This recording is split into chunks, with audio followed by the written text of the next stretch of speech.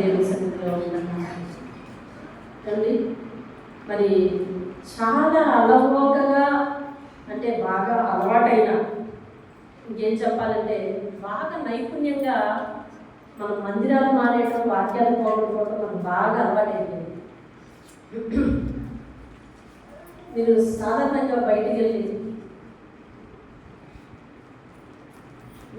వెళ్ళి హాస్పిటల్లో ఇవి అవి చూస్తూ ఉంటే, పోలీస్ స్టేషన్ చూస్తూ ఉంటాయి, పోలీస్ స్టేషన్కి వెళ్తూ ఉంటారు, వస్తామంటున్నా చెప్తూ ఉంటారు, అన్నీ ఇక్కడ ఏం జరుగుతుందని చెప్తూ ఉంటారు. ఘోరమైన పరిస్థితులు వెళ్ళాలి, బంధాలు లేవు, ప్రేమలు లేవు. ఏమండి హాస్పిటల్లో చూస్తే వాళ్ళకి మనశ్శాంతి లేదు. నేను వెళ్ళి 5 నిమిషాలు ఉండలేకపోయాను రోగి దగ్గర, తెలిసిన 5 నిమిషాలు నిలబడలేకపోయాను. నిరంతరం 3 రోజులు, 4 రోజులు, 5 రోజులు, వారం రోజులు అక్కడ అదే పడక మీద ఎలా పడుకుంటామండి? నరకం అంటే ఇదే అనిపించింది నాకు అసలు. అండి క్షామం లేదు, ఎక్కడ కూడా క్షామం లేదు. ఎందుకు తెలుసా? మనిషి దేవుడి మాట వినడం మానేస్తున్నాడండి, అందుకని క్షామం కాదు. మనిషి దేవుడి మాట వినడం మానేస్తున్నాడు. మొన్న రాత్రి జరిగిన యాక్సిడెంట్కి మేమిద్దరం బాగా ఆలోచించాము. యువత చచ్చిపోతున్నారు. మెయిన్ ఈ కాలనీలో హాస్పిటల్కి వెళ్తే అక్కడ అంటాడు, ఆ చనిపోయిన వ్యక్తి అంటే ఒక ముగ్గురు బయట మీద ఒక వ్యక్తి చనిపోయాడు. ఏమండి ఒక వ్యక్తి నోకరాజు కొడుకు ఖాళీ గాయాలని, ఒక వ్యక్తి పళ్ళని పోయి, ఇప్పుడు ఆ పళ్ళని కట్టించుకోవాలంటే ఆర్టిఫిషియల్ పళ్ళు కట్టించుకోవాలి. ఎప్పుడు ఏమవుతుంది, ఏదో కట్టించుకుంటాంలే. కానీ ఒకటి జీవం పోయింది, ఒకటి క్షామం పోయిందండి. అండి ఆ చనిపోయిన వ్యక్తి గురించి అక్కడ ఒక ఆయన చెప్తున్నాడండి, బైక్ వేసుకొని వీధిలో చంటి పిల్లలు ఉన్న చోట కూడా చాలా ర్యాష్గా నడుపుతున్నారు. రే పిల్లలు ఉన్నారా అని అంటే, తగిలినప్పుడు అడుగు అంటే వాడి సమాధానం అండి అది. ఇప్పుడు చనిపోయిన వ్యక్తి మీద జాలి చూపించట్లేదు ఎవరు, ఆ వ్యక్తిని కాదు అసలు. ఇలా ఉంది యువత. నేను నీకు వస్తే, నేను నీకు తగిలితే అప్పుడు అడుగు, తగిలేనా అంటే ఒక్కసారి చెప్పినందుకు 2-3 సార్లు అలాగే చేస్తాడు. నాశనానికి ముందు గర్వం నడుస్తుందని బైబిల్ చెప్పింది. నాశనానికి ముందు ఏం నడుస్తుందంటే గర్వం నడుస్తుందని బైబిల్ చెప్పింది. అతి విచారకరమైన, మీరందరూ నొచ్చుకునే ఒక విషయం చెప్తాను లేదండి. 3 పిల్లలు కూడా డ్రింక్ చేశారు. 3 పిల్లలు బాప్తిసం తీసుకున్నారు. ఎంత బాధ అనిపించిందంటే గుండె పిండేసింది, బాధ అనిపించేసింది. ఏం చేస్తున్నాము, ఏం వింటున్నాము, అసలు ఏం జరుగుతుంది అన్న పరిస్థితి. అపవాది బందీలు అయిపోతుంది. కేవలం నువ్వు పాటలు పాడే వాడివైతే ఓకే, వాక్యాన్ని చదివేవాడివైనా ఓకే, వాక్యాన్ని పాటించని వాడు అయితే కనుక అపవాది పడుతుంది. వాక్యం చదువుకో, ఎంతసేపు చదువుకో. మనం నెగ్లెక్ట్ చేస్తున్నది దానినే. ప్రార్థనని నెగ్లెక్ట్ చేస్తున్నాము, వాక్యాన్ని అనుసరించడం నెగ్లెక్ట్ చేస్తున్నాము. ఈ 2 నెగ్లిజెన్సీలు మన జీవితాల్లో జరగకూడదు. ఏమిటది? మొదటిది ప్రార్థనను నెగ్లెక్ట్ చేయొద్దు, వాక్యాన్ని అనుసరించడం నెగ్లెక్ట్ చేయొద్దు. బైబిల్ గ్రంథంలో ఎన్ని లేఖనాలు ఉన్నాయో తెలుసా? వాక్యం ఎంత ఇంపార్టెంటో ప్రార్థన ఎంత ఇంపార్టెంట్. ఇదేది త్యాగతనం చేసేది ఏది? ఎక్కడ నీకు వినిపించేది ఎక్కడ? దేవుని సన్నిధి. ఆ దేవుని సన్నిధికి నువ్వు వచ్చి కుదురుగా కూర్చొని మనసిచ్చి ఆలోచన అంతా ఇక్కడ పెట్టుకొని, అర్థమైంది? కొంతమంది వాక్యం చెప్తున్నప్పుడు వాక్యం చదువుకుంటుంటారు. చర్చిలో వాక్యం వినపడుతుంది, నీకు దేవుడు నీతో మాట్లాడుతున్నారు. ఇంటి దగ్గర వాక్యం చదువు అలవాటు లేకపోతే ఇక్కడే చదువుకోవాల్సి వస్తుంది. అర్థమవుతుంది? కాబట్టి వాక్యం వింటున్నప్పుడు విను, ప్రార్థన చేసేటప్పుడు ప్రార్థన చేయి, వాక్యం చదివేటప్పుడు వాక్యం చదువు, అంతే. దేవుడు వాక్యం చెప్తుంది. ప్రార్థన యొక్క అవసరం ఏమిటి? కాలం యొక్క అవసరత, కాలం యొక్క విలువ చెప్తుంది. కాలం చాలా విలువైంది. ఒకసారి పోగొట్టుకుంటే మళ్ళీ రాదు అన్న నినాదం మనందరికీ తెలుసు. కానీ ఏ కాలం దేవునితో గడిపే కాలం చాలా విలువైందండి.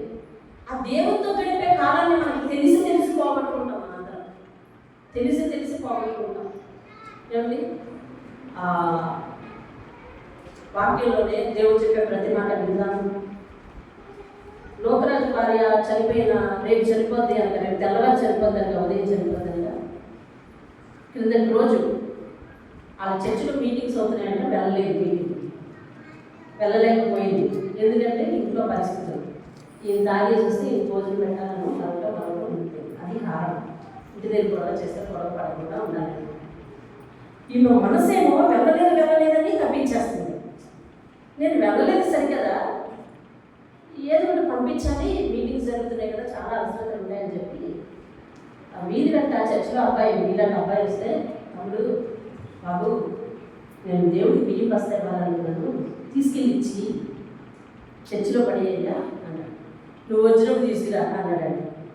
అలా కాదు బాబు, నేను వచ్చిన మోసుకు రాలేను, ఒక్క ఉంటుంది, నేను వచ్చిన మోసుకు రాలేను, తీసుకెళ్ళిపో బాబు అని బతిమాలిందండి. తీసుకెళ్ళన్నాడు. దగ్గరికి వచ్చి చేపట్టు బతిమాలి, బాబు రేపు నేను ఎలా ఉంటాను, రేపన్నది నాది కాదు, తీసుకెళ్ళిపోమని బతిమాలిందండి. ఆ రాత్రి తీసుకెళ్ళి చర్చిలో పడేశాడు. మరుసటి రోజు ఉదయం చర్చిపోయింది. చెప్పుతుంటే నాకు నరాలు తెగిపోయినంత పని.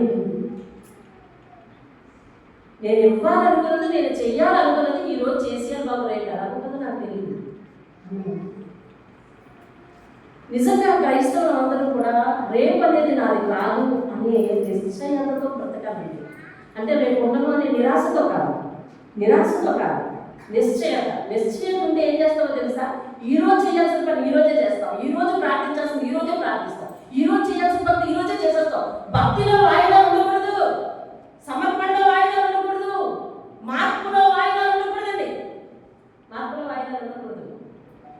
ఏ రోజు పని ఆ రోజు చేయాలి. ఈ కాలం మంది కాదు. మన జాన్ వెస్లీ గారు ఒక ఉదాహరణ చెప్పారు. మీకు ఆ విషయం అవసరం కాబట్టి ఇప్పుడు వాక్యాన్ని పక్కన పెట్టి చెప్పాల్సి వస్తుంది. ఒక వ్యక్తి చాలా డబ్బున్న వ్యక్తి, ఆయన దగ్గరికి వెళ్ళి జాన్ వెస్లీ గారు నాన్నగారు సువార్త చేశారు.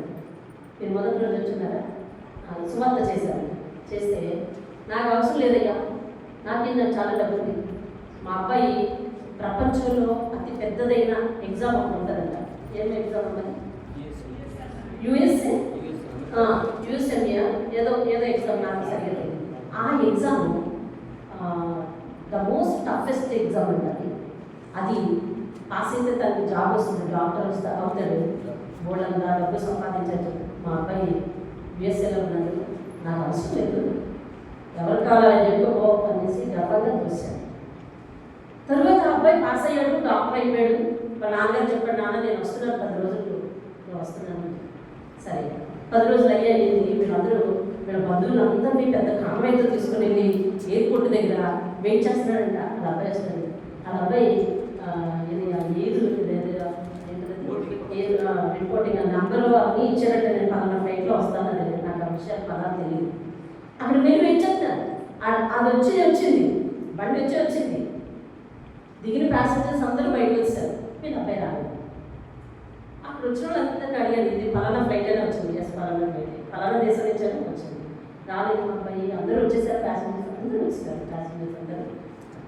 అప్పుడు అక్కడికి వెళ్ళి అడిగాడు కౌంటర్, ఎంక్వైరీ కౌంటర్, ఇలా ఈ అబ్బాయి మా అబ్బాయి ఈ ఫ్లైట్కి వస్తానన్నాడు, రాలేదు, ఏమైంది అని అడిగితే, మీ అబ్బాయి అయితే ఇదే ప్లేన్కి రావాలి, కానీ అతడు ఫ్లైట్ ఎక్కుతుండగా అతనికి ముట్టుకొని వచ్చింది, అక్కడికక్కడే కుప్పకూలిపోయాడు, తనని హాస్పిటల్కి తీసుకెళ్ళాను, చనిపోయాడని చెప్పారు, కాబట్టి నెక్స్ట్ ఫ్లైట్లో వస్తుంది, ఇక్కడే ఉన్నదని చెప్పారు. నెక్స్ట్ ఫ్లైట్లో వస్తుంది. నెక్స్ట్ ఫ్లైట్లో అతను వెలుగు జీవిలో వచ్చాడు. తన గర్భం అంతా ఇప్పటివరకు ఆశలు పెట్టుకున్నంత కుదేరైపోయింది. చాలా గర్వంగా తీసుకెళ్లాలనుకున్నాడు ఇంటికి. గర్భాన్ని తీసుకెళ్ళాడు.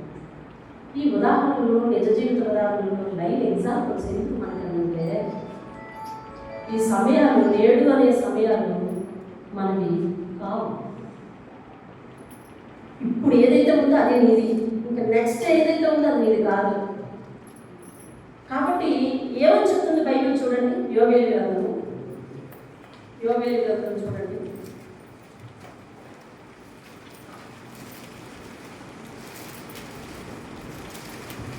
యోవేలు గ్రంథము 2వ అధ్యాయము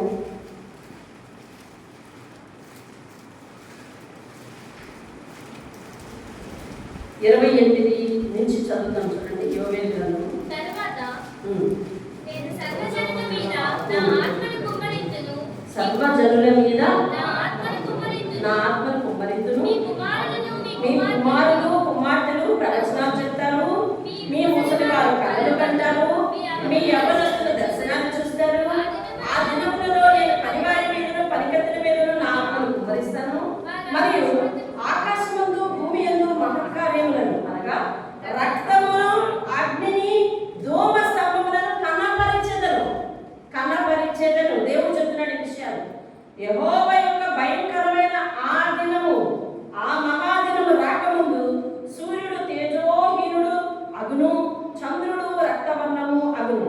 యెహోవా సెలవిచ్చినట్లు సియోను కొండ మీద యెరూషలేములో తప్పించుకొనిన వారందరూ శేషించిన వారిలో యెహోవా పిలుచువారు కనపడుదురు. ఆ దినమున యెహోవా నామమును బట్టి ఆయనకు ప్రార్థన చేయు వారందరూ మీరు పిలిచేది ఎవరు రక్షింపబడతారని దేవుడు అంత్య దినములో అందరి మీదకు దేవుడు ఏం కురిపిస్తాడంట?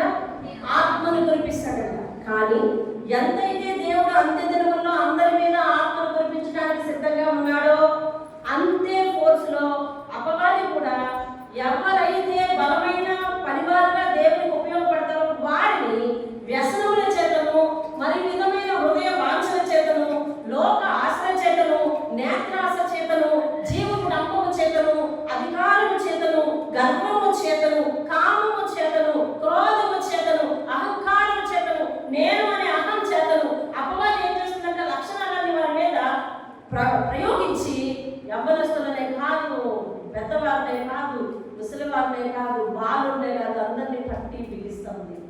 ఎందుకంటే తెలుసా? మహాదినము అనగా మహా ఉగ్రత దినం వచ్చేస్తుంది. అందుకని దేవుడు నువ్వు అని భేదం లేకుండా ఎవరైతే ప్రార్థన చేస్తారో వారందరి మీదకి తన ఆత్మను ఏం చేస్తాడంటండి? పంపిస్తాడంట. దేవుని స్తోత్రం. అంటే ప్రార్థనలకు వెంటనే జవాబు వచ్చే దినానికి దేవుని స్తోత్రం.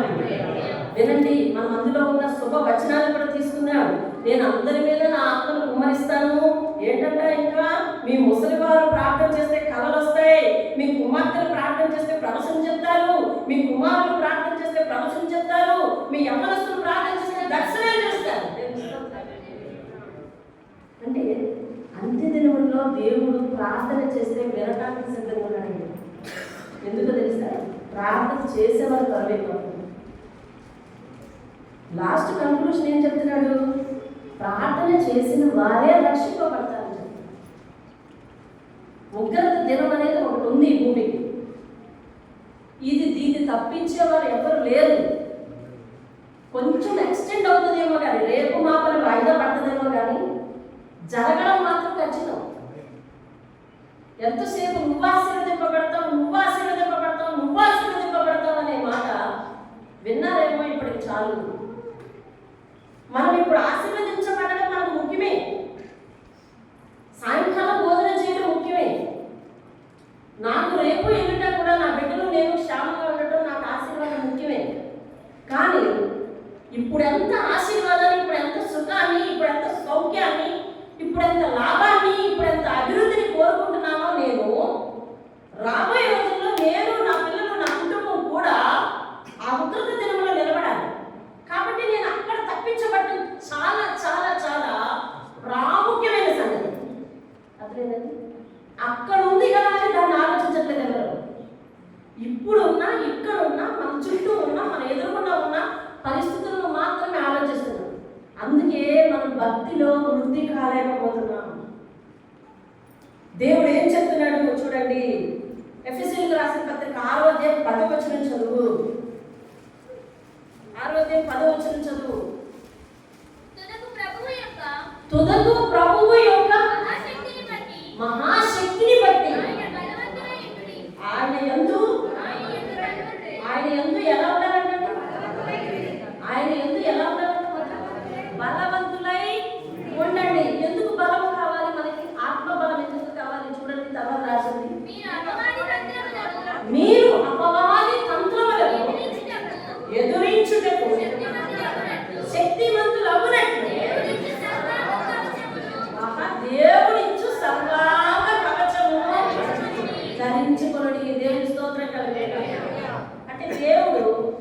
దగ్గరకు మనం వస్తే, తన మాట మనం వింటుంటే, తన మాట చొప్పున మనం చేస్తూ ఉంటే, తన మాటను అనుసరిస్తూ ఉంటే, మనకు దేవుడు ఒక కవచం ఇస్తాడు.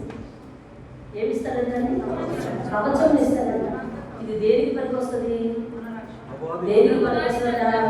అపవాది వేసే తంత్రములను తప్పించుకోవడానికి. అంటే ఇప్పుడు అపవాది ఏం చేస్తుందంటే తంత్రాలు కనిపిస్తాడు. ఎలాగా? నేరుగా అపవాది అంటే ఓ పెద్ద నల్లగా, ఓ పెద్ద ఆకారంతో, ఓ పెద్ద వస్త్రం, పెద్ద నల్లటి ఆకారంతో, నల్లటి వస్త్రాలతో నీ దగ్గరికి రాదు. నువ్వు ఏ విషయానికైతే లొంగి దేవునికి దూరంగా ఉంటావో, ఏ పరిస్థితికైతే దేవునికి దూరంగా ఉంటావో, ఏ ఎర చూపిస్తే నువ్వు దేవుని ప్రార్థన పక్కన పెట్టేసి నీ పనులు చూసుకుంటావో, దేనికైతే నీ మనసు ప్రాధాన్యత ఇస్తుందో, దేవుని ప్రార్థన పక్కన పెట్టేస్తుందో, ఏ వ్యక్తులకైతే నువ్వు లొంగి వారికి సమయాన్ని కేటాయించి దేవుని సమయాన్ని పోగొట్టుకుంటావో, వాళ్ళను నీ ఎదుటకు, ఆ పరిస్థితులను నీ ఎదుటకు ప్రవేశించి బాణంతో కొడుతుంది అనమాట. తంత్రగొట్టి. పేరు ఏ సందర్భానికి పడిపోతావు? ఖచ్చితంగా ప్రార్థనకి వెళ్ళాలనుకుంటావు. కరెక్ట్గా నువ్వు ఎవరిని పంపిస్తే ఆగుతావు, ఏ పరిస్థితిని కనిపిస్తే ఆగుతావు, ఏ బుద్ధిని పుట్టిస్తే ఆగుతావో అది చేయగలరు. అర్థమవుతుంది? మీకు బాగా తెలిసిన ఉదాహరణ లైవ్ ఎగ్జాంపుల్ చెప్తాను. ఫరో ఇజ్రాయేలీను బిగబెట్టాడు. అవునా? ఎప్పుడు? నిర్గమకాండం. ఎప్పుడండి? నిర్గమకాండం. ఇజ్రాయేలీను బిగబెట్టాడు. వీళ్ళని ఆరాధన చేసుకుంటాం మేము మా దేవుడికి అని అంటే ఒప్పుకుంటాడా? చెప్పాలి మీరు అందరూ ఒప్పుకుంటారు. మీకు తెలిసిన విషయాలే కాబట్టి రెస్పాండ్ అవ్వమంటున్నాను నేను. ఒప్పుకోలేదు. మోషే వచ్చాడు, వీళ్ళ ప్రార్థన ఆలకించాడు. దేవుడు మోషేని ఏర్పాటు చేసుకున్నాడు. మోషే వచ్చి ఆ ఫరోని అడిగాడు, అయ్యా నువ్వు పంపించకపోతే కుదరదు అన్నాడు. ఆహా, వీళ్ళ నాయకులు ఎత్తుకొని వచ్చి పంపించేయమంటున్నారు. మనకి ఇక్కడ పనిచేసే వాళ్ళు ఎవరు ఉంటారు? వీళ్ళు తప్ప మనకి అన్నీ పనిచేసే వాళ్ళు ఇంకెంతకంటే మంచి పనులు దొరకదు, మనం బానిసలుగానే ఇంకా చూద్దామని చెప్పి ఇంకా పని ఎక్కువ చేశాడంట. మీరు వాక్యం చదువుకోండి, మొదటి అధ్యాయంలో ఉంటుంది. ఇంకా పని ఎక్కువ చేశాడంట. ఇంతకుముందు వీళ్ళే ఒడిసలు ఇచ్చేవారంట ఇటుకలు తయారు చేయడానికి. ఎప్పుడైతే వీళ్ళు ప్రార్థనకి అవకాశం అడిగారో, ప్రార్థన చేసుకుంటామండి, ప్రార్థనకు పోనివ్వండి అని అవకాశం అడిగారో, వెంటనే ముడిసలు కూడా మేమేమో నువ్వే తెచ్చుకో, నువ్వే మట్టి తెచ్చుకో, నువ్వే గడ్డి తెచ్చుకో, నువ్వే అన్నీ తెచ్చుకొని ఏ రోజుకి ఎన్ని ఇటుకలు అప్పుడు తయారు చేసేవాడు అన్ని ఇటుకలు తయారు చేయమని చూసినాడంట. అంటే అపవాది మొదట దేవుని ఆరాధనకు లేదా దేవుని ప్రార్థనలకు మనల్ని దూరం చేయడానికి మొట్టమొదటి ఉపయోగించే అస్త్రం ఏమిటి తెలుసా? పని. నువ్వు ఆ పనిని ఏమనుకుంటున్నావు? పని కావట్లేదు అనుకుంటున్నావు. అదే నువ్వు ఆ పని ఏమనుకుంటున్నావు? దేవుడు ఇచ్చిందే కదా, ఏం చేస్తానో దేవుని తెలియదేంటి అంటాను. అది ఫరో పరిపాలన అండి. అపవాది ఫరోను ఉపయోగించి నీ మీద పనిని రుద్దుతుందన్నమాట. పనిని, ఇదిగో ఈ పని చేయి, ఈ పని చేయడం వల్ల నువ్వు దేవుడికి దూరంగా ఉంటావని దానికి తెలుసు. అందుకని పని ఒత్తిడి పెంచుతుంది. మన జీవితంలో పని ఒత్తిడి పెరిగిపోవడం, రోజంతా ఖాళీ ఉంటాం. కరెక్ట్గా ప్రార్థనకి వెళ్ళేటప్పుడు మనకు పని ఒత్తిడి పెరిగిపోతుంది. ఎప్పుడైనా ఈ సందర్భం మీ ఇళ్లలో కానీ కలిగితే కనుక ఏ మాత్రమైనా ఎలాగైనా దాన్ని తిప్పి కొట్టొచ్చేమో ప్రయత్నించండి. అంటే తర్వాత చేయొచ్చేమో ప్రయత్నించండి. పని భారం పెట్టడం మొట్టమొదట ఫరో లక్షణం. ఫరో మనకి నిర్గమకాండంలో ఎవరికి సాదృశ్యంగా కనిపిస్తున్నాడు? అపవాదికి సాదృశ్యంగా కనిపిస్తున్నాడు. అపవాది పెట్టే మొట్టమొదటి తంత్రం అంటే అది పని. ఈరోజు మీరు పని వల్ల కదా చాలా ప్రార్థనలు కోరుకుంటున్నారు. మొన్న జడ్స్ మీటింగ్ పెట్టాను, తక్కువ వచ్చారు. ఏదది నవరత్నాల్లాగా 9 మంది వచ్చి, అదేదండి మిగిలిన వాళ్ళందరూ బిజీ పర్సన్స్. ఏమండి వాళ్ళ ఇంటి దగ్గర చాలా గుప్తంగా ఉంటారు, పనులు చేసుకుంటారు. ఏమండి నేను అనుకుంటున్నా వాక్యం అర్థంలో చూసి వాళ్ళు నాకు కనిపిస్తున్నారు. ఎలాగ తెలుసా? ఫరో చేతి కింద ఉండిపోయిన ఇశ్రాయేలీలా కనిపిస్తుంది. ఈ తంత్రాలు మనకు తెలియవు. అపవాది మన దగ్గరకు వచ్చి ఓ భయపెడుతున్నాను నువ్వు పని చేయంటారా అందులో దానికి తెలుసు నీలో ఉన్న వీక్నెస్ ఏంటో. ఎక్కడి నుంచో ఒక అపరిచితమైన ఒక్క ఫోన్ కాల్ జస్ట్ మాట్లాడుకుంటూ టైం దొరుకుని ఉండిపోతావు అంతే. అలా నువ్వు దేనికి నమ్ముతావు నీ బలహీనతలన్నీ దానికి తెలుసు. అందుకని దేవుడు ఏమంటాడు తెలుసా, తుదకు ఎఫెసీయులకు రాసిన పత్రిక 6:10 ఇవన్నీ కాదండి, తుదకంటే చివరికి ప్రభువు యొక్క మహాశక్తిని బట్టి, అంటే దేవుడు అపవాదిని ఎదిరించే శక్తి నీకు ఇవ్వడా? ఆ పని లేకపోతే మనము తర్వాత చేసుకుంటే చచ్చిపోతామా, లేకపోతే తర్వాత వాయిదా వేసుకుంటే చచ్చిపోతామా? ఒక బ్రదర్ నాకు మెసేజ్ పెట్టాడు, అమ్మ ఇప్పుడే వచ్చానని. నేను వెంటనే అన్నాను వచ్చి చేయాలని. అంటే జయించడానికి ఓపిక తెచ్చుకున్నాను అంతే, జయించడానికి ఓపిక తెచ్చుకున్నాను అని. నిజంగా అది అబద్ధమా కాదు. అప్పుడు వచ్చింది 8 గంటలకు వచ్చింది నాకు మెసేజ్. 8 గంటలకు వచ్చింది. ఎప్పుడు వస్తారండి రాత్రికి? ఇంకా వచ్చి నేను ఇప్పుడు అంటున్నాను, అదే బట్టంతోనైనా వచ్చే, అదే పరిస్థితుల్లోనైనా వచ్చే. అప్పవాది ఏం చేస్తుంది తెలుసా, నిన్ను ఎంత పెట్టిన ఆటలు వదిలేను అంటుంది. నిన్ను వద్దనే వదిలేసుకుంటున్నప్పుడు నీ దగ్గర వాటమి కావాలి. యేసు క్రీస్తు యొక్క మహాశక్తిని బట్టి ఆయన ఎంత బలవంతుడైన. అందుకే దేవుడు ఏం చేశాడు తెలుసా, స్నానం చేసి తలారా స్నానం చేసి తడిబట్టలు కట్టుకుని మందిరానికి రమ్మని నీకు చెప్పలేదు. అందుకే తెలుసా, ఎక్కడ ఏ స్థలంలో ఎలా ఉన్నా, ఏ విధంగా ఉన్నా, ఏ పరిస్థితిలో ఉన్నా, నిజానికి పాపములో ఉండి అయ్యో నేను ఇక్కడ ఉండకూడదని గ్రహించి పాపములో ఉండే ప్రార్థన చేసినా కానీ నిన్ను బయటికి తీసి నీ ప్రార్థన ఆలకించి నిన్ను చేరడం సురక్షితమైన ప్రదేశానికి చేర్చడం కానీ అన్ని వెసులుబాట్లు ఇచ్చాడండి మనకి. అందుకే కదా అదే ధైర్యంతో కదా దావీదు చాలా రోజుల నుంచి స్నానం చేయకుండా ఉన్నాడంట. కానీ రొట్టె ద్రాక్షరసం ఇచ్చిన రొట్టె తిన్నాడు. రొట్టె ద్రాక్షరసం కోసం తయారు చేసిన రొట్టె ఎవరు తినాలి? సిద్ధపడి వచ్చిన వారు కదా తినాలి. కానీ ఆకలేసి తిన్నాడు. ఎందుకు తెలిసిన, మనకి తెలుసు నా మనసు దేవునికి ఎట్లా ఉన్నదో తెలుసు. దేవుని స్తోత్రం. మనసు కావాలి, నీ మనసుతో అపవాదిని జయించడం కావాలి. మహాశక్తిని బట్టి ఆయన యందు బలవంతులై ఉండండి అంటున్నాడు దేవుడు. ఆయన ఎలా ఉండాలంటాడు? మనం బలవంతులుగా ఉండాలి. అపవాదిని ఎదిరించే వాళ్ళే ఉండాలంట. అపవాది తంత్రాలను పడగొట్టే వాళ్ళే ఉండాలి. అదేంటండి, అపవాది వేరే ఆకారం వేసుకొని వచ్చింది నేను ఆటకి పెట్టను. దానికి నీ గుణం తెలుసు, నీ అభిమతం తెలుసు, నీ అభిప్రాయం తెలుసు, నీ పనిపాట్లు తెలుసు, నీ బుద్ధి తెలుసు. కాబట్టి దేనికి పడతావో, ఎలాగ నేను వాక్యానికి దూరంగా ఉంచాలో అలా ఉంచడానికి అదేదో తంత్రం పెట్టిందే చూడు. మహాశక్తిని బట్టి, ప్రభు యొక్క మహాశక్తిని బట్టి ఉంచాలి. అంటే ఒకటే, నేను దేవునితో సంతానం కలిగి ఉండాలి, ప్రార్థన కలిగి ఉండాలి. రెండు ప్రామాణికంగా మనం చూసుకోవాలని అంతే తినకుండా దేవుని స్తోత్రం. ఎందుకంటే ఇప్పుడు మనందరం ఎలర్ట్ అవ్వాల్సిన పరిస్థితి వచ్చింది. ఇప్పుడు యోవేలు స్పష్టంగా చెప్తున్నాడు. ఏమని చెప్తున్నాడు? అంత్య దినాలు వచ్చేస్తున్నాయి, అందరి మీద నా ఆత్మను కుమ్మరిస్తాను. ఒకసారి చూడండి, యోవేలు 2:29 మరొకసారి నేను చదువుతున్నాను వినండి. నేను సర్వజనుల మీద నా ఆత్మను కుమ్మరిస్తానన్నా. మీ కుమారులు ప్రార్థన చేసినా, మీ కుమార్తెలు ప్రార్థన చేసినా, మీ ముసలివాళ్ళు ప్రార్థన చేసినా నేను ప్రవచనాలు ఇస్తాను, కథలు కంటారు వాళ్ళు, యవనస్తులు దర్శనాలు చేస్తారయ్యా. ఆ దినముల్లో నేను పనివారి మీద కూడా అంటే అర్థం ఏంటి తెలుసా? అంటే పైన చెప్పిన కుమారులు కుమార్తెలు ముసలివారు పనిచేయరేనా? పనివారి మీద కూడా అంటే అర్థం ఏంటి తెలుసా? నువ్వు పని చేసుకుంటూ ప్రార్థన చేసినా అని అర్థం. తెలుసా కృష్ణ ఉదయం సాయంత్రం వరకు సాయంత్రం 8 గంటల వరకు బయట తిని అవుతుందా? నీకు అవుతుందా? లేదు. ఎందుకని? పనిలో ఉన్నావు. దేవుడు ఎవరు ఆజ్ఞ చెప్తాను, పనివారి మీద. అంటే పైన కుమార్తెలు పనిచేయలేదా? చేసేవాడే. పనివారి మీద అంటే పనిలో ఉండి నువ్వు ప్రార్థించిన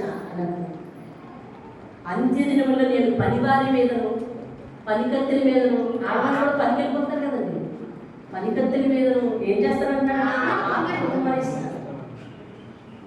వారు నా ధ్యాస కలిగి ప్రార్థన కలిగి ఉంటే వారి మీద నా ఆత్మ ఉంచుతానండి. ఎందుకు తెలుసా? అలాంటి ఆఫర్ ఇచ్చేసాడు దేవుడు. ఇదిగో అంత్యకాలంలో ఆకాశం ఎందు భూమి ఎందు మహత్కార్యం అంటే ఏంటా మహత్కార్యం? రక్తాలు, అగ్ని, ఎక్కడ చూసినా రక్తపాతం. ఏమండి? ఇలాంటి సూచక్రియలు, ఇలాంటి ప్రమాదాలు, అగ్ని ప్రమాదాలు, రక్తంతో కూడిన ప్రమాదాలు, ఇట్లాంటివన్నీ వచ్చేస్తాయంట. అందుకని అదే దినం అంట, అంత్య దినం, ఉగ్రత దినం, భయంకరమైన దినం, మహాదినం. ఎన్ని పేరు పెట్టాడో బైబిల్లో దాన్ని. నాశన దినం ఎన్నన్నాడు? నాశన దినం అన్నాడు, ఉగ్రత దినం అన్నాడు, మహాదినం అన్నాడు, భయంకరమైన దినం అన్నాడు. ఏమంటే దుర్దినములు అన్నాడు. యెహోవా యొక్క భయంకరమైన ఆ మహాదినము యెహోవా యొక్క దినం అది. ఎందుకని? అది తీర్పు దినం, లోకానికి తీర్పు తెచ్చే దినం. రాకముందు సూర్యుడు తేజోహీనుడగును, చంద్రుడు రక్తబద్ధమగును. అంటే సృష్టిని ఆయన ఏం చేస్తాడంటే ముందు ఆఫ్ చేస్తాడన్నమాట. సృష్టిలో ఉన్న లైట్స్ని ఆఫ్ చేస్తాడు. ప్రజలందరూ చీకట్లో సంచరించవలసిన పరిస్థితి. అది చీకటి దినం. ఏమండి? గొప్ప విధ్వంసాలు జరిగే దినం. అయితే దేవుడు ఇవన్నీ చెప్పి నేను భయపడట్లా. ఇవన్నీ చెప్పి నువ్వు అందులో ఉండకూడదు. అందుకే నీ మీద నా ఆత్మను కుమ్మరిస్తాను. దేవుడు ఏ చెప్పినా, దేవుడు ఏ హెచ్చరిక చెప్పినా దాని ముందు ఆయన యొక్క ప్రేమ హృదయమే ఉంటుందండి. ఇదిగో ఇలా ఉంది పరిస్థితి, నువ్వు సరి చేసుకో. ఇదిగో ఇలా ఉంది పరిస్థితి, నువ్వు అశ్రద్ధ చేయకు. ఇదిగో ఇలా ఉంది పరిస్థితి, నువ్వు త్వరగా మేలుకో అని చెప్తాను. ఎప్పుడు ఒకేలా ఉండదు, మేలుకో అని చెప్తాను. ఆ మహాదినం రాకముందు సూర్యుడు చంద్రుడు ఇలా ఉంటారు. యెహోవా సెలవిచ్చినట్టు దేవుడు ముందుగా సెలవిచ్చాడండి. ఏమని? సియోను కొండ మీద, యెరూషలేములో ఎవరు ఉంటారు తెలుసా? తప్పించుకునే వారు. ఎలా తప్పించుకోగలరు? ఇదిగో అడుగున చెప్పాడు. ప్రార్థన చేసిన వారు మాత్రమే రక్షింపబడతారు. వాళ్ళే తప్పించుకుంటారు. తప్పించుకునే వారు, శేషించిన వారు యెహోవా కొండ మీద కనుక, సియోను పర్వతం మీద కనుక, యెరూషలేములో కనుక దేవుని పట్టణానికి పిలువబడతారంటే అర్థమైందా? దేవుని పట్టణానికి ఏం చేయబడతామంటే మనం ఆ రోజు పిలువబడతాం. మరి తెస్సలోనికీ పత్రిక రాసిన ఆ మొదటి పూర్వం ముందునప్పుడు కడపూర శబ్దం వినగానే మృతులు లేస్తారు, బ్రతుకున్న వారు బ్రతుకున్నట్టుగానే పైకి లేపబడతారని చెప్పారు కదా. వీళ్ళందరూ ఎక్కడ ఉంటారంటే తెలుసా? దేవుని యొక్క ఉన్నత స్థలం మీద ఉంటారంట. భూమి చూస్తే లైట్స్ ఆఫ్ అయిపోయి ఇది పరిస్థితి. అందరూ వాళ్ళ పరిస్థితిలో ఉంటారు. ఆ మహాదినం రాకముందు మీరేం చేయాలంటే ప్రార్థనలో బలవంతులు కావాలి అని చెప్తాడు దేవుడు. ప్రార్థనలో బలవంతులు కావాలి. ఆ మహాదినం రాకముందు, ఆ ఉగ్రత దినం రాకముందు, అంత్యకాలంలో ఇటువంటి వాక్యాలు వింటావా? ఆ యవనస్తులు ఎందుకండి పాడైపోతున్నారు? తీరా నువ్వెవరు అని అంటే నేను దేవుడు బిడ్డనంటాడే. తీరా నువ్వెవరు అంటే దేవుడు రక్షణ కనబడినవాడు అంటాడే. తీరా నువ్వెవరు అంటే దేవుని యొక్క రొట్టెలోను ఆ ద్రాక్షరసంలో పాల్గొని పొందినవాడు అంటాడే. అటువంటి వారికి అటువంటి పరిస్థితి, అటువంటి అలవాట్లు ఇంకా ఎట్లా ఉన్నాయి అంటే అతను దేనికోసం ఆలోచించలేదో తెలుసా? వారు దేనికోసం ఆలోచించలేదో తెలుసా? వారి ఇష్ట ప్రకారం చేసుకునే వాళ్ళందరూ, నాశనానికి పోయే వాళ్ళందరూ దేనికోసం ఆలోచించలేదో తెలుసా? ఆ మహాదేవం కోసం ఆలోచించట్లేదు.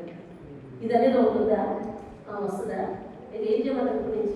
ఇప్పుడు నుంచి ఉపవాసం, ఇప్పుడు నుంచి పచ్చమా, నా వయసు అంతా, నేనంతా అడుగుతున్నాను. అలా అడిగి ఆ మహాదేవులు ఇరుక్కుంటారు. మనమేమో వాక్యాన్ని నిర్లక్ష్యం చేసి మనం ఇరుక్కుంటాము. అప్పుడు ఇద్దరు ఏమయ్యాము? అప్పుడు ఇద్దరు ఏమవుతామండి? సమానం. దేవుడు నీకెందుకు హెచ్చరిక వాక్యం వినిపిస్తున్నాడు? నీకెందుకంటే ఎప్పుడు హెచ్చరిక వాక్యం వినిపిస్తాడు? నీకెందుకు జాగ్రత్త పడాలని వినిపిస్తాడు? అదేంటండి? ఓ తండ్రి ఎప్పుడు కొడుకు తిడతాడు. రే సరిపడు, రే సరిగినాడు, రే సరి. మా నాన్న ఎప్పుడు తింటాడు. అలా అమ్మతో చెప్పాడంట, నాన్నకు నేను ఇష్టం లేదు, ఆయన ఎప్పుడు తింటాను అంటాడు, ఎప్పుడు తింటాను అంటాడు. నేను ఇంట్లో కూడా హాస్టల్ పోతాను అన్నాడు. సరే బాబు హాస్టల్లో జాయిన్ చేశాను. వాళ్ళ నాన్నతో చెప్పాడంట, ఇప్పుడు హ్యాపీ ఉండు అన్నాడు. సరే వాళ్ళ నాన్న ప్రతిరోజు వాడి ఇంట్లో తినే కంచం చూసి ఏడుస్తున్నాడంట, వాడు తాగే గ్లాస్ చూసి ఏడుస్తున్నాడంట, వాడు కూర్చుని కుర్చీ చూసి ఏడుస్తున్నాడంట, వాడు రాసుకునే ఫ్లాగ్ వదిలేసి వెళ్ళిపోయాడంట, చూసి ఏడుస్తున్నాడంట. ఇదంతా వాళ్ళ అమ్మ ఫోన్లో వివరించి చెప్పి ఇప్పుడు వచ్చేసే కదా వీడియో కాల్ అది చేసి చూపించింది. మీ నాన్న ఎలాగే నేర్పించింది అంటే ఇప్పుడు నాన్న మొదటి ప్రేమ లేకపోతే కసురుకునే మూర్ఖత్వమా? దేవుడి వాక్యాలు చాలా పట్టుపోయి ఉన్నాయి. నువ్వు వినకపోతే నీకు తప్పు లేకపోవచ్చు, కానీ చెప్పకపోతే నాకు తప్పు. చదివైనా విని అయినా అయినా నువ్వు ఈ కఠినమైన వాక్యాలకు సిద్ధపడాలి. ఎందుకంటే ఇది సత్యము, ఇది ఖచ్చితంగా జరగవలసినది. వాస్తవాన్ని పక్కన పెట్టి మనం ఏదో ఆశీర్వాదం అని మొప్పు కులుముకొని బ్రతకడానికి వీలు లేదు. దేవుడు ఆశీర్వదించడా తీస్తాడు, దేవుడు అవసరతలు తీర్చడా తీరుస్తాడు, దేవుడు పోషించడా పోషిస్తాడు, దేవుడు రక్షించడా రక్షిస్తాడు, దేవుడు కాపాడడా కాపాడుతాడండి.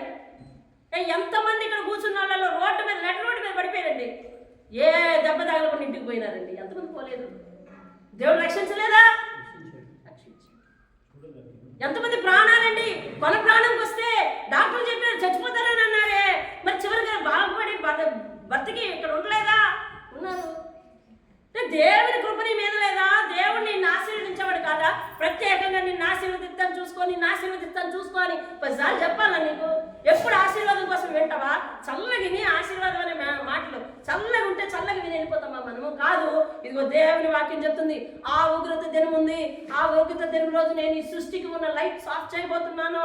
ఇదిగో నువ్వు మాత్రం ముందుగా ప్రార్థనా జీవితం కలిగి ఉంటే నేను అంత్య దినములు అందరి మీద నువ్వని భేదం లేదు, నువ్వు అంతకుముందు చేసిన క్రియలు నేను దృష్టిలో పెట్టుకోను, నువ్వు అంతకుముందు ప్రవర్తించిన ప్రవర్తన నేను దృష్టిలో పెట్టుకోను. అంత్య దినముల్లో నువ్వు ప్రార్థనా పూర్వకంగా ప్రార్థనా పరుడుగా మారిపోతావా? నా ఆత్మని నీ మీద కుమ్మరించి నేను నిన్ను రక్షిస్తాను అంటున్నాను. ఇది కావాలన్నా అది కావాలండి, ఇది కావాలి. అక్కడ భరోసా, అక్కడ గ్యారంటీ ఏంటో కావాలి. దేవుడి స్తోత్రం, హల్లెలూయా. గ్యారంటీ కావాలి. దేవుడు ఆ గ్యారంటీ ఇవ్వడానికి దేవుడు అండి. దేవుడు ఆ గ్యారంటీ ఇవ్వడానికి దేవుడు. ఆయన వెనక నడవాలనుకున్న మనం అందరం కూడా ఆ గ్యారంటీని ఆశించి నడవాలి. దేవునికి స్తోత్రం. ఈరోజు మనం కొన్ని విన్నపాలు నేను దేవుని ముందు పెట్టాను. కొద్ది రోజుల నుంచి నేను ఒక విన్నపం గురించి ప్రార్థన చేస్తున్నాను. దేవుడు ఆ కార్యం చేసినప్పుడు తప్పక సాక్ష్యం ఇస్తాను. అదేంటని ఆలోచించుకుంటారు మీరు ఇప్పుడే. అందుకని ఆ కార్యం గురించి నేను తప్పక మీకు సాక్ష్యం ఇస్తాను. అయితే ఆ కార్యం ఇప్పటికీ నాకు నెరవేరలేదు. నేనేమన్నా దేవుణ్ణి వీటి కోసమా? దేవుడు కాదు, ఇవి ఇస్తాడు, తగిన సమయం అప్పుడు ఇస్తాడు. అయితే నేనేం చేస్తానంటే తొందరపడిన దానినై ముందు నుంచి అడుగుతున్నాను, అడగమన్నాడు కాబట్టి అడుగుతున్నాను. తొందరపడిన దాన్ని వేదన చెందుతున్నాను, అవ్వలేదు, ఇంకా చేయలేదేంటి, ఆ కార్యం చేస్తే బాగుండు, అదైతే బాగుండు అని నేను అనుకుంటున్నాను. ఇది నా తొందరపాటు. కానీ దేవుడు నేను అడిగింది ఇస్తాడా ఇవ్వడా? ఇస్తాడు. ఎప్పుడు ఇస్తాడు? తగిన సమయం అంది ఇస్తాడు. అయితే ఈ చేయలేదు నన్ను విడిచిపెట్టాడు, నా ప్రార్థన ఆలకించలేదు, ఎంత ముందైతే ప్రార్థన చేసినట్టే జవాబు వచ్చేది, ఇప్పుడు జవాబు రావట్లేదు అని చెప్పి నేను అక్కడే ఆగిపోనా?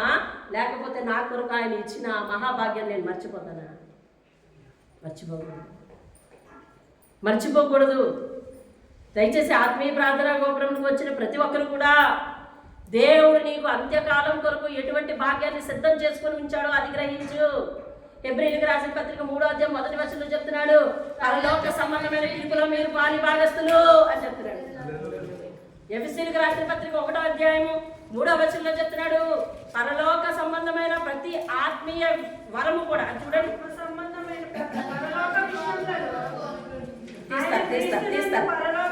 తల్లి ఒక నిమిషం తీయండి. ఎఫెసీయులకు రాసిన పత్రిక 1వ అధ్యాయం 1వ అధ్యాయం 3వ వచనం చదవండి.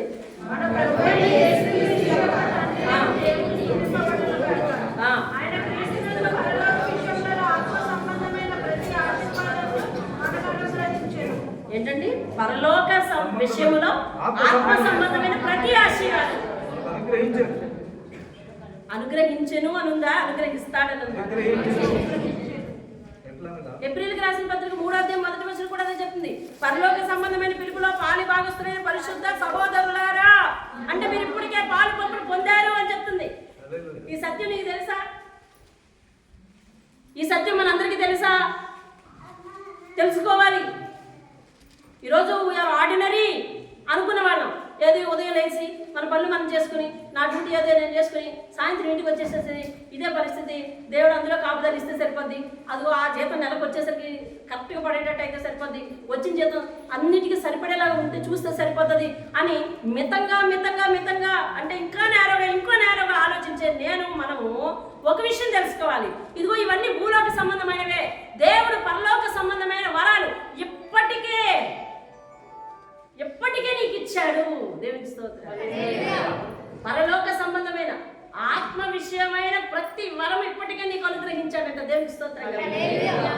ఇప్పుడు చెప్పు, నాకేమో పరలోక సంబంధమైన పిలుపు ఉంది, అక్కడ నాకు సీట్ ఉంది, అక్కడ నాకు సంబంధించిన ఆత్మ సంబంధమైన ప్రతి ఆశీర్వాదం నాకు ఉంది. ఇప్పుడు నేను దేవునికి దగ్గరగా ఉండాలన్నా లేదా? దేవుని సమయాలు గౌరవించాలన్నా లేదా? ప్రార్థన మానకుండా చేయాలన్నా లేదా? వాక్యాన్ని మన్నించాలన్నా లేదా? వాక్యం ఎలా ఆర్జిస్తుందో అలా ఉండాలన్నా లేదా? ఉంటేనే కదా అది నాకు రిజర్వ్ చేయబట్టుంటుంది. దేవుడు అదే చెప్తున్నాడు. కిందటి వారం వాక్యం విన్నవారు, కిందటి వారం వాక్యం విన్నవారు, మీకు ఆల్రెడీ ఇచ్చేసాను, దాన్ని పోగొట్టుకోకండి అని చెప్పినట్టు చాలాసార్లు మనం వాక్యం వింటాం, ఇదిగో నువ్వు అలా ఉంటేనే పనిలో పోతుంది, నువ్వు అలా ఉంటేనే దేవుడు నిన్ను ఆ లోకంలో తీసుకెళ్తాడు అని అంటాం.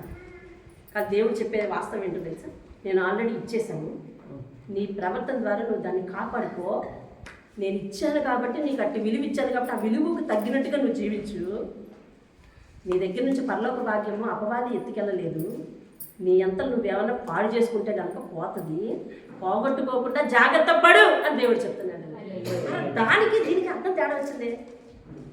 మన క్రియల ద్వారా ఇప్పుడు ఇచ్చేది కాదు పరలోకం, ఆల్రెడీ ఇచ్చాడు. క్రియల ద్వారా దాన్ని నిలబెట్టుకోవాలి, మన కార్యముల ద్వారా నిలబెట్టుకోవాలి, మన బుద్ధి ద్వారా నిలబెట్టుకోవాలి, మన ప్రవర్తన ద్వారా నిలబెట్టుకోవాలండి ఆ యొక్క భాగ్యాన్ని. దేవుని స్తోత్రం. దేవుడు ఎఫెసీయులకు రాసిన పత్రిక 6:10 చెప్తాడు, తుదకు మీరు ప్రభు యొక్క మహాశక్తిని బట్టి ఆయన యందు ఎలా ఉండాలి? వినాలమ్మా, వినాలి. కూర్చున్న వాళ్ళంతా వినాలి. వాక్యాన్ని పోగొట్టుకోకూడదు. ఇప్పుడు దాకా చెప్పేది అదే. నీకు నిద్ర వస్తే నువ్వు వాక్యాన్ని వినవు కాబట్టి అదే కనిపిస్తుంది. అదే అపవాది తంత్రం. అపవాది తంత్రాలు అదొకటి గమనించుకోవాలండి. నేను దేవునికి దూరంగా ఉన్నాను, దేవుని వాక్యానికి దూరంగా ఉండి ఏ కారణం అది, ఆ కారణం ఖచ్చితంగా దాన్ని తోసేయచ్చు, దాన్ని జయించు. దాన్ని తోసేసి ఊరుకోవడం కాదు. ఏమండి కొంతమంది ఇట్లా చెప్తారు, ఏటో కానీ నేను చాలా ప్రయత్నించాను కానీ అపవాదం నన్ను రానివ్వలేదు. నేను రానివ్వలేదా? ఎక్కడ కట్టేసి చెప్పు, కాలు కట్టేసి చేయి కట్టిందా? నువ్వు జయించలేకపోయానని చెప్పు, నేను ఓడిపోయానని చెప్పు. అర్థమంతా? వాక్యానికి దూరంగా ఉంటున్న ప్రతి ఒక్కరు కూడా ఫరో బందీలో ఉన్నారండి. ఫరో ఇందాక మొట్టమొదటి పనికి అనిపించాడు. అర్థమవుతుందా? రెండోది ఏమన్నా తెలుసా? మళ్ళీ అప్పటికి వెళ్తాం. రెండోది ఏమన్నా తెలుసా? వెళ్ళండి కానీ దూరంగా అయితే వెళ్ళకండి, ఎక్కడెక్కడే చేసుకుంటాను. ఏమన్నాడు? దూరంగా అయితే వెళ్ళకండి. కావలసిన నిర్గమకాండం చదవండి. దూరంగా అయితే వెళ్ళకండి, చర్చి దూరంగా అయితే వెళ్ళద్దు. పక్కన ఎక్కడ చూద్దాం. కొంతమంది అంటారు ఇంట్లోనే ఎక్కడుంటే దేవుడు వెళ్ళండి, ఎక్కడుంటే దేవుడు వెళ్ళు. ఇటీవల అలాంటి వాళ్ళు కూడా మారారండి. దేవుని స్తోత్రం కలుగుగా. హల్లెలూయా. ఎక్కడుంటే దేవుడు వెళ్ళు, దూరంగా వెళ్ళదు, ఇక్కడైతేనే ఆరాధించుకోండి అన్నాడు. అలా కాదయ్యా, మేము అక్కడ వెళ్ళాలి. ఎక్కడ? ఆయన బేతేల్లో రాయిపాతాడు కదా యాకోబు, వెళ్ళిపోవాలి నేను అంటాడు. ఇది సరే కుదురుడిపోయిన తర్వాత ఏమన్నా తెలుసా? మగవాళ్ళందరూ అలాంటి ఆడవాళ్ళందరూ. ఇదొక తంత్రం. ఈ ప్రిన్సిపల్ మన ఇళ్ళలో చాలా మందికి దొరుకుతుంది. పిల్లలు ఇంటి దగ్గర ఉంటారు, పెద్దలు వెళ్తారు. పిల్లలకి దేవుని సరిగ్గా అవసరం లేదు, లేకపోతే సగం మంది వెళ్తారు, సగం మంది ఉంటారు.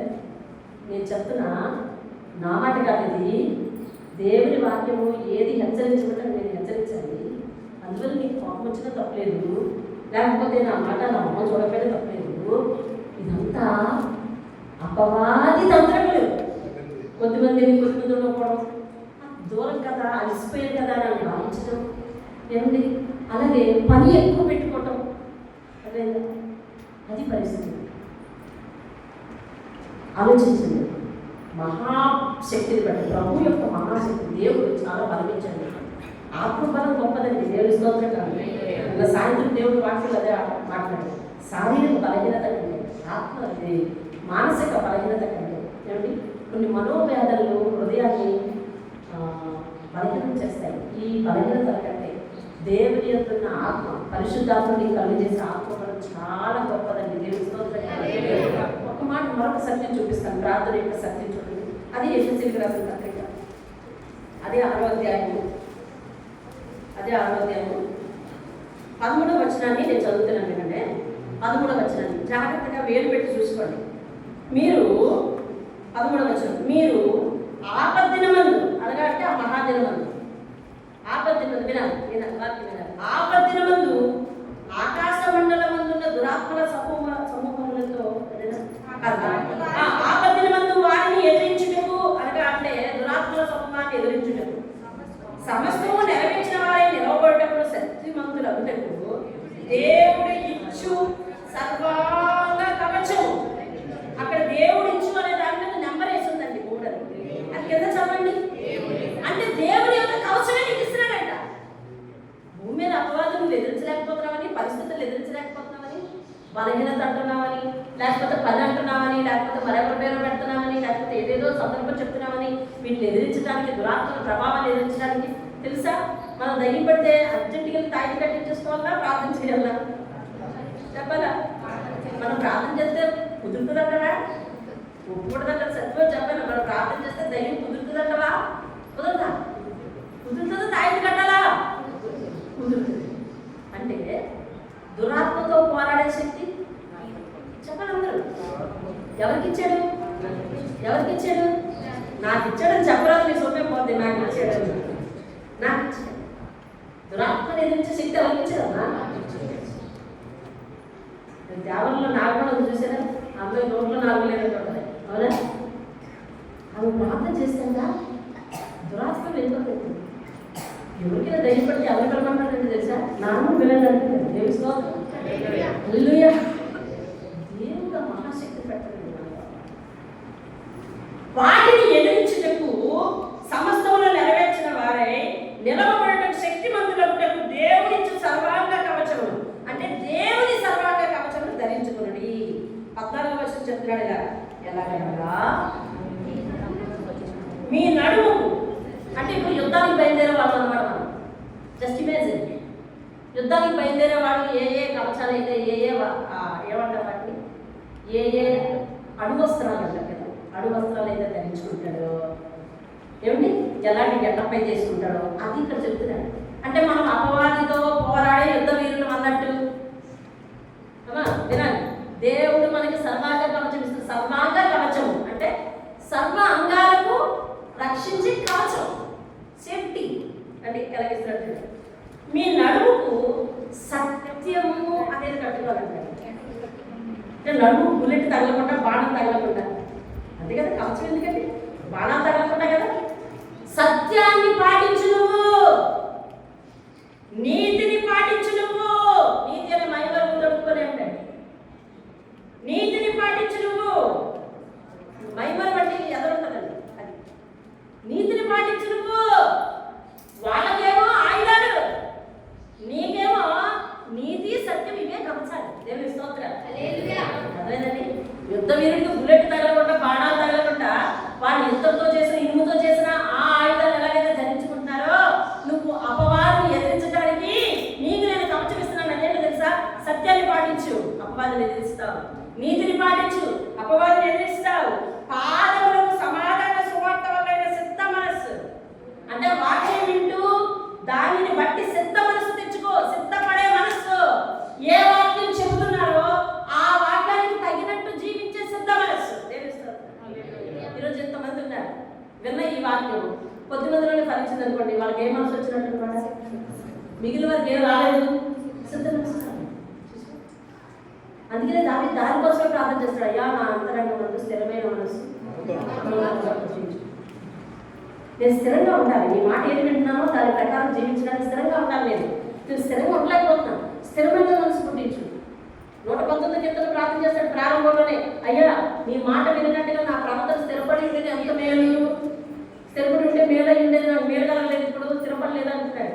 అయితే చూడండి, వాక్యము విని సిద్ధ మనసుని జోడు తొడుక్కొని నిలవబడి, ఇవన్నీ కాక విశ్వాసం అనే డాలు పట్టుకొని దానితో మీరు దుష్టుని అగ్ని బాణంలో ఆర్పుటకు శక్తివంతులు అవుతారు. డాల్ అంటే చేతితో ఇలా పట్టుకుని అడ్డు పెట్టుకుంటారు కదండి.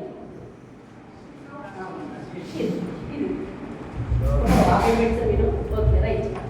ఇలా అపవాది అగ్ని బాణములను చూసారా, దుష్టుని అగ్ని బాణములన్నింటినీ ఆర్పుటకు శక్తివంతులు అవుతారు. మరియు రక్షణ అనే శిరస్త్రాలు ఏముండాలంటే తలకు రక్షణ అనే శిరస్థానం ఉండాలంట. ఆఖరి వాక్యం మీరే చదవాలి. ఏముండాలంటండి? నాకు వాక్యం చదవడానికి తీరిక లేదు, నాకు వాక్యం వినడానికి తీరిక లేదు అనే వాళ్ళందరికీ నేను సత్యాన్ని పాటిస్తానండి, ఓకే. నీతిగా ఉంటానండి, ఓకే. శబ్ద మనసు నాకు ఉందండి, ఓకే. రక్షణ ఉందండి, ఓకే. ప్రార్థన లేదండి, వాక్యం లేదండి అని అంటే కనుక అసలైంది అదే. ఎందుకు వేసుకున్నాం అనే వస్త్రాలు? ఎందుకు వేసుకున్నాం అనే వస్త్రాలు? ఆ వాక్యం కట్టు ఉండాలంటే దేవుని స్తోత్రం చెప్పండి. హల్లెలూయా. వాక్యం అనే కట్టు ఉండాలంట. అందులో పురుషులు ఒక మంచి నాయకుడికి ఎలా ఉండాలో, నీతిమంతుడు ఇల్లు ఎలా ఉండాలో విన్నారు. అందులో 2 ఆజ్ఞలు దేవుడు ఇచ్చారు. మొదటిది ఏంటంటే నా ఉపదేశంలో మరవకము. ఉపదేశం అంటే ఏంటి? బోధ. ఈ వినే వాక్యాన్ని మరవకు. 6వ ఆజ్ఞ ఇచ్చాడు. లెస్సైన జ్ఞానం సంపాదించుకుంటే చదివి సంపాదించుకో. చదివే వాక్యం ఉండాలి, వినే వాక్యం ఉండాలి. దేవుని స్తోత్రం. మీరు ఎంతమంది సంఘంలో ఎన్ని ప్రార్థనలు మీ పని మీరే చేసుకుంటారు. కారణం ఏంటో తెలుసా? మిమ్మల్ని అవ్వాలి అక్కడ బంధించుంటుందండి. దేవుని దగ్గరికి వస్తే నష్టపోతావు నీతో చెప్తుంది కదా, దేవుని దగ్గరికి వస్తే పాడైపోతావు నీతో చెప్తుంది కదా, దేవుని దగ్గరికి వస్తే పని ఆగిపోతావు నీతో చెప్తుంది కదా, నువ్వు దాని మాటలు పెట్టున్నావు కదా. అంటే నువ్వు అపవాది అనుసరువా, దేవుని అనుసరువా? చెప్పండి. ఎక్కడ ఫెయిల్ అయిపోతున్నామో చెప్పండి. ఒకసారి ఆలోచించండి. దాని తంత్రాన్ని మనం ఎందుకు ఎదిరించలేము చెప్పండి. దేవుడు చెప్తున్నాడు, తుదకు ప్రభు యొక్క మహాశక్తిని బట్టి ఆయన యందు బలవంతులై ఉండి అపవాది తంత్రములు ఎదిరించుటకు శక్తిమంతులకు దేవుడిచ్చే సర్వాంగ కవచములు ధరించుకోండి అని చెప్తున్నాడు. దేవుని స్తోత్రం కదా. మనిషికి 2 శత్రువులు ఉన్నాయి. లోకం అనేది ఒక శత్రువు, మన శరీరంలో ఒక శత్రువు ఉన్నాయి. అదే శరీరంలో దేవుడు పరిశుద్ధాత్మ పెట్టాడు. ఒక్క పరిశుద్ధాత్మ లోకం అనే శత్రువుతోనూ శరీరం అనే శత్రువుతోనూ పోరాడాలి. అర్థమైందండి? మనం పోరాడు వారము. మనకు గెలిపించేది పరిశుద్ధాత్మ. ఆత్మకు బలం ఎక్కువ. ఆ ఆత్మ దేవునిది. కాబట్టి ఏ బలహీనత దేవుని దగ్గర నుంచి నిన్ను ఆపలేదు. ఏ పని కల్పించే ఫరోను నిన్ను ఆపలేరు. ఫరోకు చివరికి అపజయం వచ్చిందా, జయం వచ్చిందా?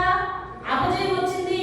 అంటే దాని అనుచరులం అయితే, శరీరం చెప్పినట్టుగా వినేవాళ్ళం అయితే, లోకం చెప్పినట్టుగా వినేవాళ్ళం అయితే మనం ఓడిపోతాము. ఏనాటికైనా పాఠం తప్పదు మనకి. దేవుడు అంటున్నాడు, అపవాది తంత్రాలన్నింటినీ ఎదిరించడానికి గొప్ప శక్తిని కలిగి పొందుకోండి. దేవుడిచ్చే సర్వాంగ కవచం ధరించండి. ప్రార్థన చేసేవారు రక్షింపబడతారు. ప్రార్థన అనేది ఉండండి. ఎఫెసీ పత్రికలో ఏం చెప్తారు? దేవుని వాక్యాన్ని అర్థం ఉంచుకోండి. దేవుని వాక్యాన్ని అర్థం ఉంచుకోండి. ప్రార్థనని అర్థం ఉంచుకోండి. ప్రార్థన చేసిన వారు రక్షింపబడతారండి. వాళ్ళే పైకి ఎత్తబడతారండి. మిగిలిన వాళ్ళందరూ ఆ మహా ఉగ్రత దినంలో, ఆ మహాదినంలో మిగలబడిపోతారండి. మీరు అపవాదిని ఎదిరించడానికి దేవుని యొక్క మహాశక్తిని బట్టి ధైర్యం తెచ్చుకోండి అంటారు. దేవుని స్తోత్రం. అదేనండి, లోకం ఏదో అంటది మిమ్మల్ని. లోకం ఏదో అంటది. అపవాది అన్నది వచ్చి అమ్మ దగ్గరికి తింటే చచ్చిపోతావా అన్నది. చచ్చిపోలేదు. లోకం వచ్చేమంటారు తెలుసా? ఈ ఒక్క ఆదివారం వెళ్ళకపోతే చచ్చిపోతావా? చచ్చిపోలేదు. చచ్చిపోయారా? ఒక ఆదివారం మానేసుకోవడం చచ్చిపోతారా? వచ్చేవారు అందరూ కట్టుకొని మానేయరు, మీరే మానేమన్నారని చచ్చిపోతారా? చచ్చిపోలేదు. చూసారా? కానీ దేవుడు ఏం చెప్తారు తెలుసా?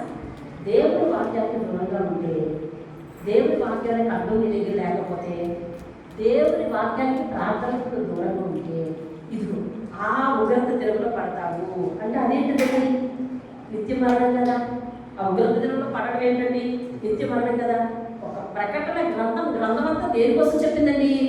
ఓడిపోవద్దు, ఉగ్రత దినంలో ఉండద్దు. ఇంతే. ప్రకటన గ్రంథం 2 సారాంశాలు. ప్రకటన గ్రంథం 22 అధ్యాయాల సారాంశం ఏంటో తెలుసా? నువ్వు ఓడిపోవద్దు, ఉగ్రత దినంలో ఉండద్దు. అదే, ఓడిపోవద్దు, ఉగ్రత దినంలో ఉండద్దు. మరి ఇప్పుడైతే ఏం చేయాలి? ప్రయాసపడాలండి. దేవుడిచ్చే భాగ్యం కోసం మనం దేవుని దగ్గరికి వెంటాడి రావాలండి. దేవుడితో ప్రయాసపడి రావాలండి. ఆసక్తితో రావాలండి.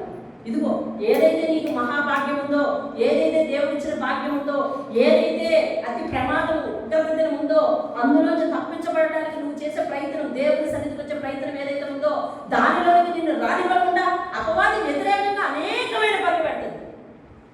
దాన్ని మనం ఏమంటామంటే ఈజీగా ఇంగ్లీష్లో బిజీ షెడ్యూల్ అంటాం. బిజీ షెడ్యూల్ అంటున్నాం. దానికి ఒక రంగు పులివారు అంటే అదేనండి, దానికి ఒక రంగు పులివారు.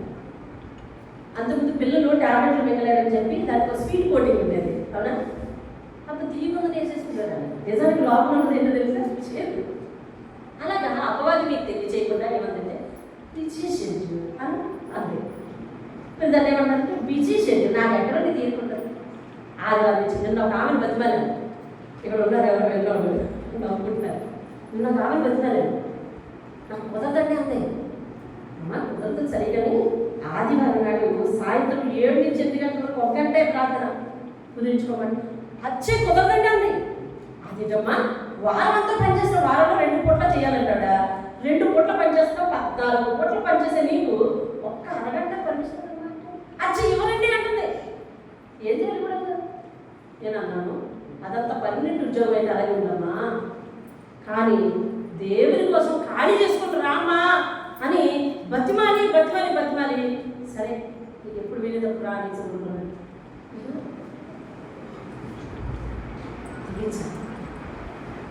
చొరవ చెయ్యాలి, ఒక అడుగు ముందుకేయాలి. దేవుడు నీకు ఓతిస్తాడు. బలహీనతలు ఉన్నావు కదా, ఒక అడుగు ముందుకు వేయడానికి ప్రయత్నించు, ఓతిస్తాడు దేవుడు. దేవుని స్తోత్రం కదండి. హల్లెలూయా. ఒక భక్తుడు పాడతాడు, నా కాళ్ళను లేడి కాళ్ళగా చేసి ఎత్తైన స్థలములో శక్తితో నింపి, నా కాళ్ళను లేడి కాళ్ళగా చేసి ఎత్తైన స్థలములో శక్తితో నింపి రక్షణ కేడము నాకందించి. ఏమందిస్తారని తీసుకొచ్చి రక్షణ కేడము నాకందించి అక్షయము గతన పక్షము చేసి. అక్షయముగా అంటే నాశనము అయిపోకుండా తన పక్షముగా దేవుని పక్షముగా చేర్చుకునేవాడంట దేవుడు. హల్లెలూయా. ఎవరి వాక్యం వింటున్నామో తెలుసా? ఉగ్రత నుండి తప్పించే దేవుని యొక్క వాక్యం వింటున్నాం. ఎవరి వాక్యం వింటున్నామో తెలుసా?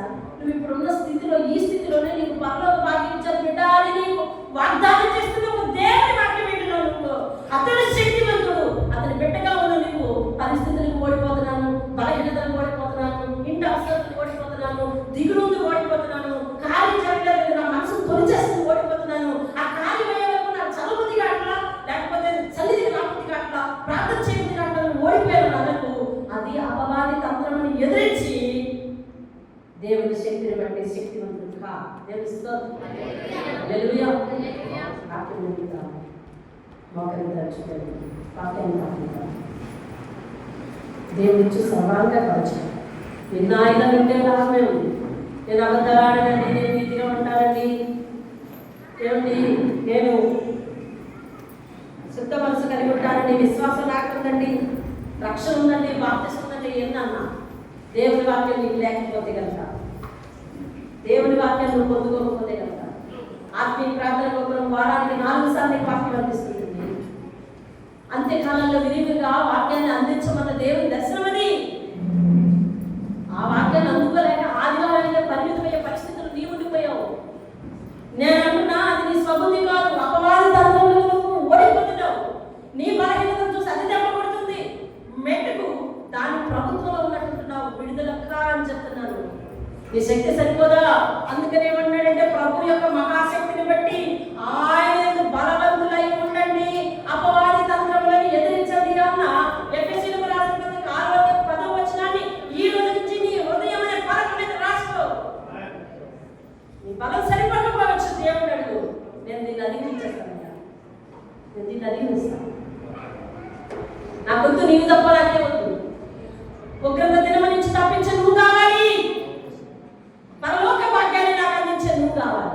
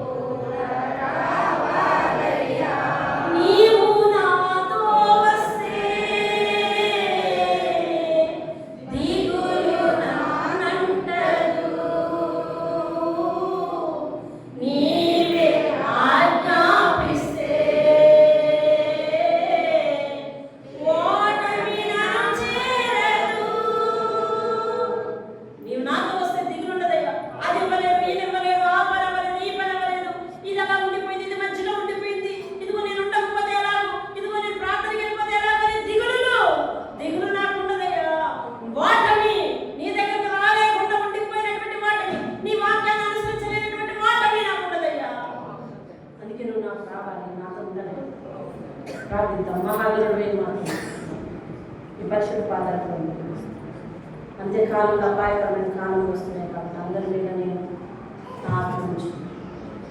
మనుషులు ఇలా కనపడలా మాయమైపోతుంది. రక్తపాతాన్ని చిందించుకుంటూ అగ్ని ప్రమాదాలకు, రోడ్డు ప్రమాదాలకు, కరెంటు ప్రమాదాలకు, కుప్పలు తెప్పలుగా బలి అయిపోతుంది. వాహనాల ప్రమాదాలకు మనుషులు ఎగిరిపోతున్నారు. అంత్యకాలాలు వచ్చేసారు. దేశాల మధ్య శాంతి లేదు, కుటుంబాల మధ్య శాంతి లేదు. నాయన ఇటువంటి ఉగ్రత సమయాలను మా ఆత్మను నీ ఎంత భద్రం చేసుకోవడానికి నీ మహాశక్తిని గుర్తించి దాని ఎందు శ్రద్ధ నిలిపి అయ్యా నేను మీతో కూడా నడవడానికి సహాయం చేయించుకున్నాను. ఏ బలహీనతలైతే నా ఎదురుంటున్నాయో వాటికి నేను ఎట్లా పడిపోతున్నాను ప్రభువా, వాటిని అధిగమించే శక్తి నాకు ఎక్కువ ఆపేస్తాను. ప్రభు యొక్క మహాశక్తిని బట్టి బలవంతులు అవ్వండి, అపవాది తంత్రాలను తిప్పి కొట్టండి అన్న నీ మాటను నేను గుర్తుపెట్టుకొని దాని ప్రకారం నడవడానికి సహాయం చేయండి. యోవేలు గ్రంథంలో మీరు హెచ్చరించినట్లుగా నువ్వు ప్రార్థిస్తే అంత్యకాలంలో నేను నా ఆత్మను కుమ్మరిస్తాను. పనివారి మీద కూడా నేను పని చేసుకుంటూ ప్రార్థించిన ఆత్మను కుమ్మరిస్తాను.